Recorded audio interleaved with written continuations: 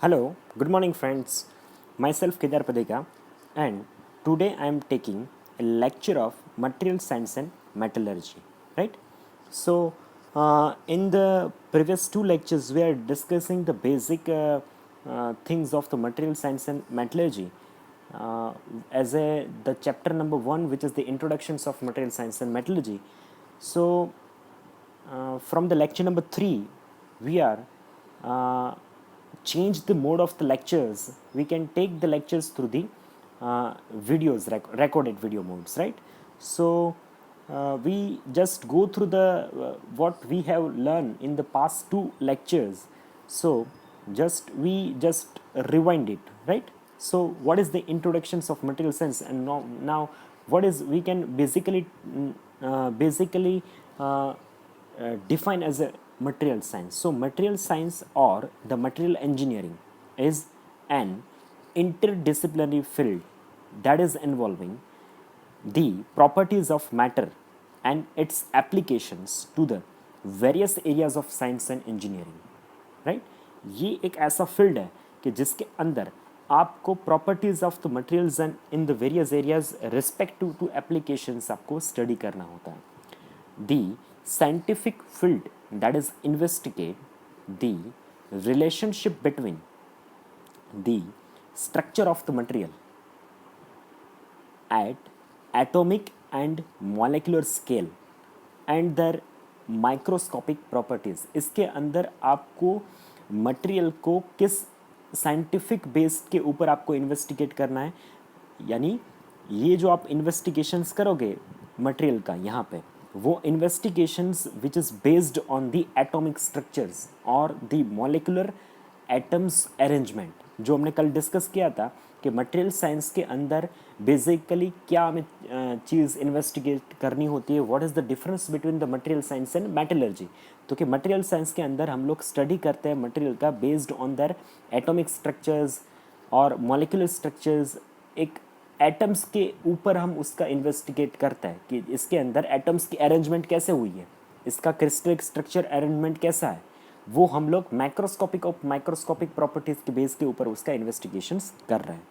So there is material science which is also deal with the fundamental properties and the characteristics of the materials. ये material जो science material science है वो किससे deal करता है, तो कि जो फंडामेंटल प्रॉपर्टीज़ होती है मटेरियल्स की उसके साथ और मटेरियल की जो कैरेक्टरिस्टिक्स होती है उसके साथ वो पूरा डील करता है. Second, why we are studying the material science and metallurgy. हम लोग कल भी डिस्कस किए थे कि मटेरियल साइंस एंड मेटलर्जी एक ऐसी फील्ड है, आप कोई भी एप्लीकेशन फील्ड ले लीजिए, जैसे आप ऑटोमोबाइल इंडस्ट्रीज़ ले लिया, फार्मास्यूटिकल इंडस्ट्रीज़ ले लिया, फर्टिलाइजर इंडस्ट्रीज़ ले लिया, केमिकल इंडस्ट्रीज़ ले लिया, हैवी मैकेनिकल इंडस्ट्रीज़ और मशीनरीज इंडस्ट्रीज़ ले लिया. आप किसी भी इंडस्ट्रीज़ को उठा के लीजिए, आपको कहीं ना कहीं मटेरियल्स के रिलेटेड उसको काम करना ही पड़ेगा, राइट. कहीं पे आपको वो चीज़ आएगी कि you have to select material for your product और फॉर योर एप्लीकेशंस. अब सबसे difficult task as a mechanical engineer ये हो जाता है कि how to select the material. अब आपको ये चीज़ पता होनी चाहिए ना कि मेरे प्रोडक्ट है उसका एप्लीकेशंस क्या है, और application based on the applications और based on the performance during the applications उस मटेरियल का सिलेक्शंस करना पड़ता है. जैसे कि कोई आपका एप्लीकेशन ऐसा है कि जो ये आप पार्ट के लिए मटेरियल को जो सिलेक्ट कर रहे हैं वहाँ पे कॉन्स्टेंटली स्ट्रेसेस आ रहे हैं, तो आपका बेसिकली नेचर में ऐसा मटेरियल होना चाहिए कि वो बेसिकली नेचर में थोड़ा हार्ड होना चाहिए कि वो अपना जो भी फोर्सेस उसके ऊपर लग रहे हैं ड्यूरिंग द एप्लीकेशंस, राइट. कोई मशीनिंग पार्ट है, राइट, उसके ऊपर कॉन्स्टेंटली फोर्स आ रहा है, तो वो जो फोर्सेस आ रहे हैं वो सस्टेन कर सके, ऐसा कुछ उसमें प्रॉपर्टीज़ होना चाहिए. सेकंड एक ये हो चाहिए. सेकंड जो पैरामीटर आएगा उसके साथ वो आ जाएगा कोस्ट. कोस्ट भी एक मटेरियल सिलेक्शंस के लिए एक इम्पोर्टेंट एस्पेक्ट है, क्योंकि आपके पास दो तीन सपोज मटेरियल के ऑप्शन हो गए, या फिर ये मटेरियल सिलेक्शन कर सकते, ये कर सकते, ये कर सकते हैं, पर कोस्ट भी एक पैरामीटर हो जाएगा, क्योंकि किसी कंडीशंस के ऊपर हमारे पास ये हो जाता है कि आपका जो मटेरियल है आप after all you are selecting your material for your product, right. ये जो प्रोडक्ट है वो किसी भी एक फिक्स प्राइस के साथ वो आपको आप वो मैन्युफैक्चरिंग कर रहे हो। अगर आपके पास 2-3 मटेरियल के ऑप्शन है और वो 2-3 material different different price range के साथ आ रहा है, तो फिर उसके अंदर आपका सिलेक्शंस है वो डिफ़िकल्ट हो जाएगा और उसके अंदर आपको कहीं भी और थोड़े दूसरे एस्पेक्ट के बेस के ऊपर आपको डिसीजन लेना पड़ेगा, क्योंकि अगर आप सबसे ज़्यादा महंगा मटेरियल सेलेक्ट करेंगे तो आपका ओवरऑल जो कॉस्ट ऑफ प्रोडक्ट है वो काफ़ी महंगा हो जाएगा। सो ये आपको मटेरियल साइंस ये चीज़ सिखाता है कि how to select the materials, right. Now next which is the classifications of material. अब ये क्लासिफिकेशंस ऑफ मटेरियल कैसे हो सकता है, यानी क्लासिफिकेशंस ऑफ मटेरियल्स करने के लिए क्लासिफिकेशंस ऑफ मटेरियल को क्लासिफिकेशंस हम लोग 3 पिलर के बेस के ऊपर हम लोग कर सकते हैं, metals, non metals and composite. The metal which is furtherly classified as a ferrous metals और the non ferrous metal. So हमने कल ये भी डिस्कस किया था कि फेरस किसको बोलते हैं और नॉन फेरस किसको बोलते हैं। Ferrous, the material which have the iron content, the material which have the iron content which is designated as a ferrous material, the material which doesn't have the iron content which is designated as a non-ferrous material. The ferrous material which have another special characteristics like as a the ferrous material which has the magnetized property, वो उसके अंदर एक magnetic properties होती हैं, right. तो वो material को हम लोग फेरस मटेरियल बोल सकते हैं, जैसे कि नॉन फेरस के अंदर ये प्रॉपर्टीज होती नहीं है। The ferrous material which is furtherly classified as a steel, alloy steel, stainless steel, right, and cast iron. जो स्टील है वो फर्दरली क्लासिफाइड होता है कार्बन स्टील के अंदर, carbon steel which is furtherly classified as a low carbon steel, medium carbon steel और the high carbon steel.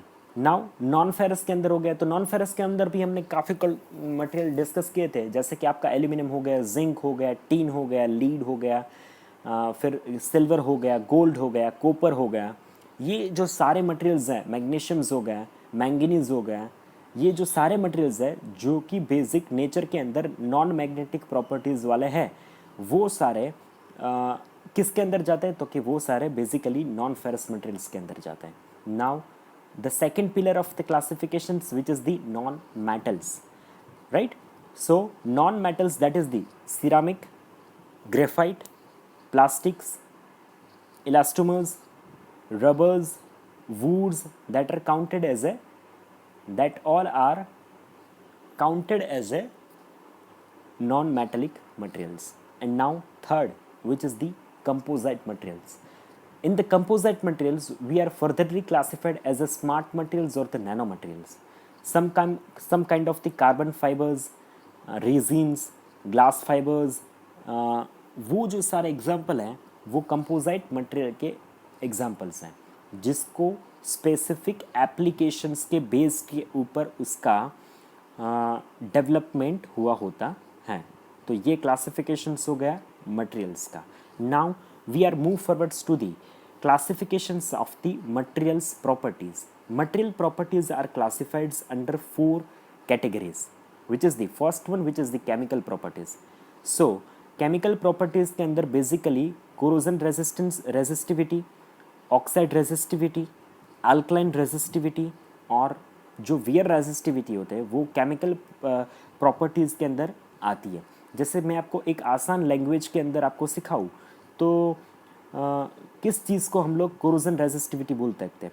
ये आपका जो मटेरियल है ना वो ऐसी एक उसके अंदर एक ऐसी प्रॉपर्टीज़ होनी चाहिए कि वो कोरोजन को रेजिस्ट कर सके। जैसे कि आपका मटेरियल कोई ह्यूमिडिटी वाली एटमॉस्फेयर या फिर वाटर का यानी कंटेंट के अंदर उसका जो एप्लीकेशंस है, पर अगर आपका मटेरियल वाटर के साथ जो केमिकली रिएक्ट होता है और ऑक्साइड लेयर फॉर्म करना स्टार्ट करता है, तो फिर वो आपका मटेरियल उस एप्लीकेशंस के लिए सूटेबल नहीं है। सेकेंड हो गया आपका physical property. The physical property which is furtherly classified as a electrical property.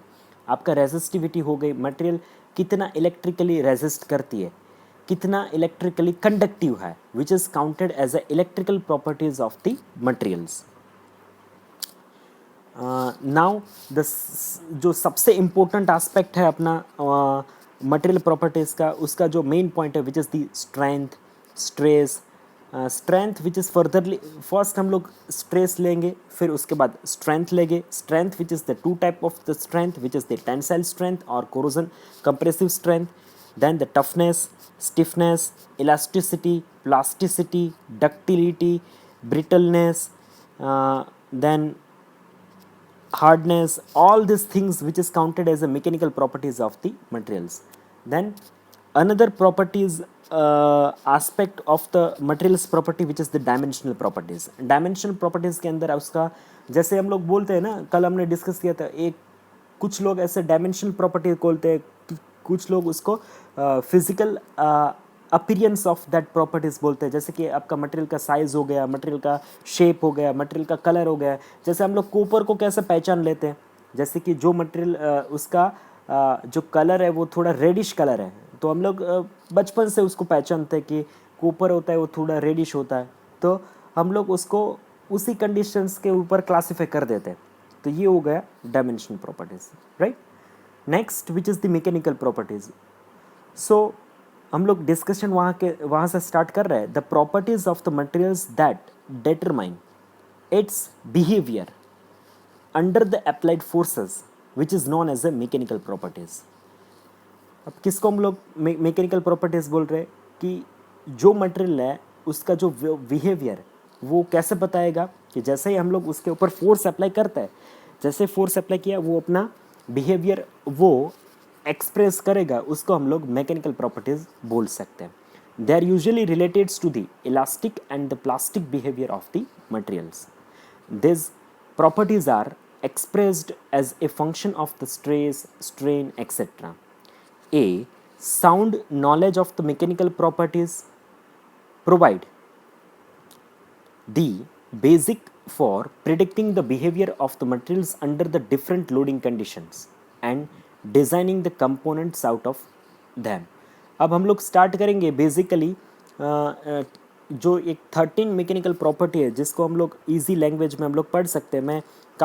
मैंने आपको लिए थोड़ा ये ट्राई किया है कि आप इजी डेफिनेशन के साथ हम लोग आगे जा सके, आप उसको थोड़ा याद रख सके।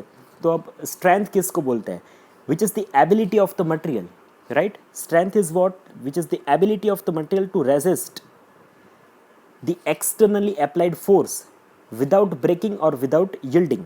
ये एक ऐसी मटेरियल्स के अंदर प्रॉपर्टीज़ हैं जो कि मटेरियल जो है वो एक्सटर्नल फोर्स है वो रेजिस्ट कर सके, कब तक, वो ब्रेक नहीं होना चाहिए, वो यील्ड नहीं होना चाहिए, उसको हम लोग स्ट्रेंथ बोलते हैं। Now what is stiffness? The stiffness is the ability of the material that resist the deformations under the stresses. अब जैसे ही कोई मटेरियल्स के ऊपर हम लोग स्ट्रेस अप्लाई कर रहे हैं तो वो स्ट्रेसेस के अंदर मटेरियल्स अगर डिफॉर्म नहीं होता, then that ability of the material which is called as the stiffness, that ability of the material which is called as a stiffness. Now what is elasticity? It is the properties of the material to regain its original shape, to regain its original shape, to regain its original shape, to regain its original shape after the deformations which is removed. जैसे हम लोग किसी एक material के ऊपर हमने force apply किया और जैसे हमने वो फोर्स ले लिया तो वो मटेरियल अपना ओरिजिनल शेप है वो वापस रीगेन कर लेगा, which is called as elasticity. तो प्लास्टिसिटी उसका उल्टा हो गया, प्लास्टिसिटी उसका उल्टा हो गया। जैसे हम लोग एक मटेरियल के ऊपर फोर्स अप्लाई किया, फोर्स हमने वापस ले लिया, पर वो अपनी ओरिजिनल कंडीशंस के अंदर वापस नहीं आता है, राइट, और उसको हम लोग बोलते हैं plasticity. Now what is ductility? So ductility एक ऐसी प्रॉपर्टीज है, the ductility of the material is the property which is enabling to drawn into wire. जैसे आपको मैं बताऊँ, एक एग्जांपल के साथ बताऊँ, मटेरियल के अंदर एक ऐसी एबिलिटी होना चाहिए जिसको हम खींच के किसी और शेप के अंदर कन्वर्ट कर सके। जैसे कॉपर के अंदर एक एबिलिटी है, जैसे कि आप सारे देखे होंगे कि इलेक्ट्रिक जो हमारी जो केबल्स लाइन होती है, राइट, उसके अंदर जो वायर होता है वो कॉपर का होता है। तो कॉपर के अंदर एक ऐसी एबिलिटी है जिसको हम खींच के उसको वायर में कन्वर्ट कर सकते हैं। तो उस ability that ability of your material which is called as the ductility of the material. Now, what is the brittleness? It is the property of breaking a material without a little permanent distortions. एक ऐसी materials के अंदर एक ability होती है कि material है वो जैसे एक स्लोली उसका डिस्टोर्शंस होता है, ब्रेक होता है, some kind of easy language in the term of the breakings, उसका एक ईजी तरीके से परमानेंट डिस्टोर्शंस होता है. That is called as a brittleness. So the brittleness of the material is the opposite to the ductility properties. वो ductility का एक opposite हो जाएगा, right? Then malleability. अब malleability जैसे वो ductility जैसी एक property है. जैसे malleability ductility में क्या था कि हम लोग खींच के उसको कुछ और shape में हम लोग convert करने की एक material के अंदर ability होनी चाहिए, उसको डक्टिलिटी बोलते हैं. तो मैनिएबिलिटी क्या होता है कि मटेरियल के पास अंदर एक ऐसी एबिलिटी होना चाहिए कि जिसको हमको हैमरिंग फोर्स, जैसे हम लोग एक हमारे पास हैमर है, हैमर को उसको प्रेस करते किसी भी शेप में उसको कन्वर्ट करना है, राइट? तो वो कन्वर्ट कर सके, ऐसे मटेरियल के अंदर सपोज एबिलिटी है तो उस मटेरियल को मैलेबल मटेरियल्स हम उसको बोल सकते हैं, right? Then toughness. The toughness is the properties of the material to resist the fracture under the high impact. अब जैसे कोई आपको एक मटेरियल के ऊपर आपने जोर से फटका लगाया, राइट? वो फटके को वो रेजिस्ट कर सके, इसकी ऐसी एबिलिटी होती है, उसको हम टफ बोलते हैं. जैसे टफ बॉय ऐसा नहीं बोलते, ऐसे टफ मटेरियल है वो जो इम्पैक्ट आपने जोर से लगाया इन the term of the force, वो उसके अंदर एक ऐसी एबिलिटी है कि वो एक्सेप्ट कर सकते हैं, उसको रेसिस्ट कर सकता है, उसको सस्टेन कर सकता है. That material which is called as a toughness. Next which is the machinability. Machinability which is known as a machinability हम कैसे बोल सकते हैं? मशीनबिलिटी एक ऐसी मटेरियल है, वो आपने हम लोग कल भी किया था कि कोई मटेरियल ऐसा होता है जो प्योर नेचर में होता है, उस जिसको मशीनिंग करना डिफिकल्ट हो जाता है. पर अगर सपोज हमने कुछ निकल टाइप एलिमेंट उसमें ऐड कर दिया तो वो मटेरियल है वो मशीनेबल मटेरियल्स हो जाता है. तो machinability is the ability of the material which is easy to remove the materials with using certain kind of the machines or convert into the required shape and size, which is called as a machinability. Now next, which is the next two definition, which is the creep.